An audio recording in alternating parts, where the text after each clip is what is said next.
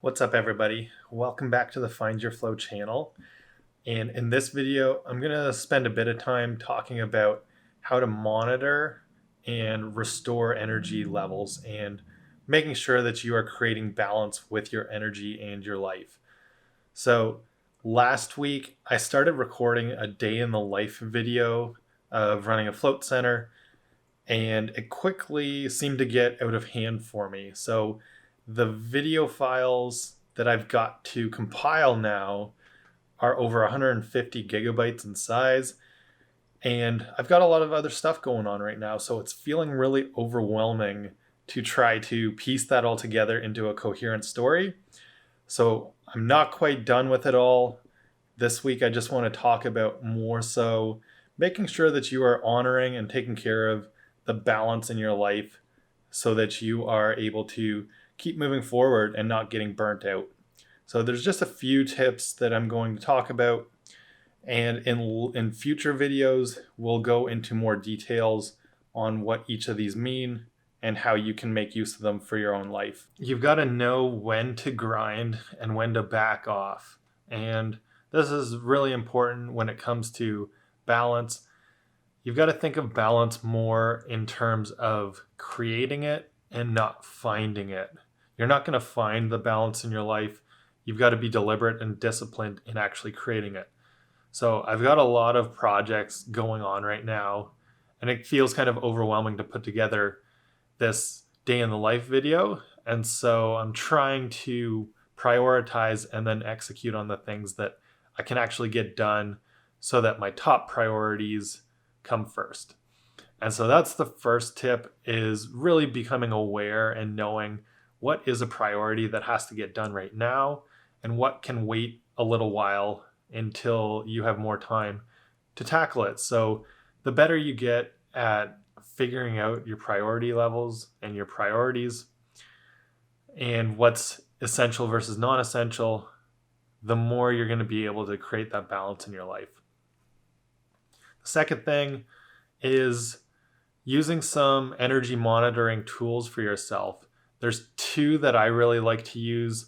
The first is making use of my bullet journal as a form of simple energy tracker, which I talked about in the 2020 Vision course. And you can definitely check that out if you want to learn more about bullet journaling in terms of monitoring your energy.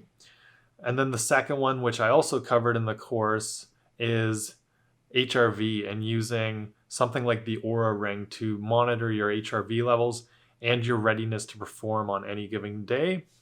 So those two things are what I make use of most in order to see how stressed my body is and how readiness I am to perform at my full capacity. And we'll go over those two techniques more in future videos when I have the time to show you exactly how to put together one of these energy tracking tools in a bullet journal, as well as going through the importance of HRV and what it can do for becoming more objective with what your energy levels and your readiness looks like. And then the other thing that's important to mention with creating balance is knowing and being aware of how much coffee or other stimulants you are consuming, and knowing when you need to back off to avoid that adrenal fatigue that leads into burnout. Because anything that is a stimulant activates your sympathetic nervous system. And over time, if you just keep pushing and grinding, you're going to wear out of that energy that your body's got. And that's where you don't want to reach that point. You always need to be aware of what is going on in your body so that you can avoid reaching more of that burnout state. And so the final thing I just want to mention is tell you a little bit of a story that really means a lot to the whole idea around this. It's something that I learned from a recent blog post from Seth Godin. So Seth is one of the few people that I actually read every newsletter or blog post that goes out from, because they're very simple and to the point, and they always pack a big punch as far as the value you get out of it. So it's definitely worthwhile to check out Seth's blog. But the one that I got a few weeks ago was titled Overwhelm is a Choice. And the funny thing is, I went to open it up and it was blank. So there was no content in the email. And it resonated with me. I thought that this was the whole point, was simply the title was enough said and there was no content required because overwhelm is a choice. It took a few weeks before I started checking Seth's blog posts again, and I realized that none of them actually had any content in them.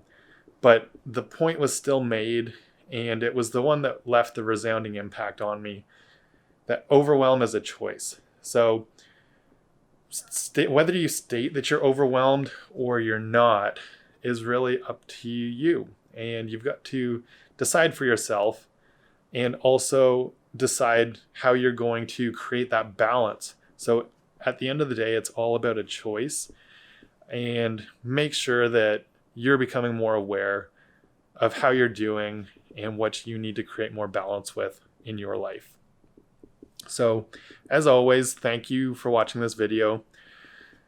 Leave a comment below and let me know what you're feeling overwhelmed with in your life, or how you like to create balance for yourself. I think there's a lot of helpful tips out there that we can all share with each other to make sure that we have as much stuff in our toolkit to avoid getting overwhelmed or avoid getting burnt out. And then if you like the video, hit the thumbs up and be sure to subscribe to the channel. I'm definitely going to go into more of these tactics around HRV, using a bullet journal and just monitoring your energy on a daily basis in a future episode. And until then, dream on and find your flow.